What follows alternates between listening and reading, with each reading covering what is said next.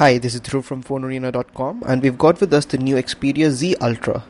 We're going to be doing a quick comparison between the Z Ultra and the equally large Huawei SN Mate. In terms of design, as you can see, both the devices are very huge and have 6-inch plus displays.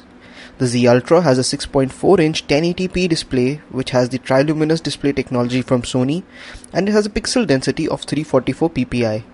On the other hand, the SN Mate has a 6.1-inch 720p IPS Plus LCD display with a pixel density of 241 ppi. The viewing angles on the Xperia Z Ultra are much better than the Xperia Z, and this is a much needed improvement.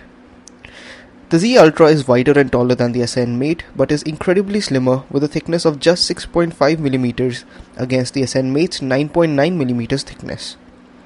On the right hand, we have the water-resistant 3.5mm audio jack at the top, a microSD card slot, the power button and the volume rocker. On the bottom, we have the speaker. On the left side of the Z Ultra, you have the dock at the center and the micro USB port towards the top. There are no buttons at the top. There are no navigation buttons on the Xperia Z Ultra, and the navigation controls are on the screen. The Huawei SN Mate has the power button and the volume rocker on the right side, the micro USB port at the bottom, the micro SD card slot on the left, and the 3.5mm audio jack along with the micro SIM card slot on the top. On the back, both the phones have an 8MP camera, and there is no LED flash in the Xperia Z Ultra, which is quite surprising. The Z Ultra looks like a bigger version of the Xperia Z, and it follows the same omni-balance design and the special lock key. The Z Ultra is IP58 certified and is both waterproof and dustproof. Moving on to the hardware, the Xperia Z Ultra is the first device to be powered by the Snapdragon 800 chipset, and it is clocked at 2.2 GHz. The Z Ultra has 2GB of RAM, and the graphics are taken care of by the Adreno 330 GPU. On the other hand, the Huawei SN Mate is powered by an in-house 1.5 GHz quad-core processor which has a 16-core GPU and has 2GB of RAM alongside.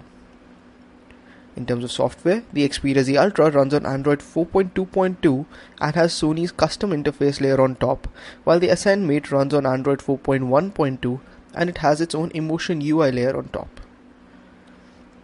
Both the devices have an 8MP camera at the back that can record 1080p videos at 30 frames per second. On the front, the Z Ultra has a 2MP camera that can also record 1080p videos at 30 frames per second. On the other hand, the SN Mate has just a 1MP front-facing camera that records 720p videos. In terms of connectivity, both the devices have Wi-Fi, 3G, Bluetooth, micro USB and Wi-Fi Direct.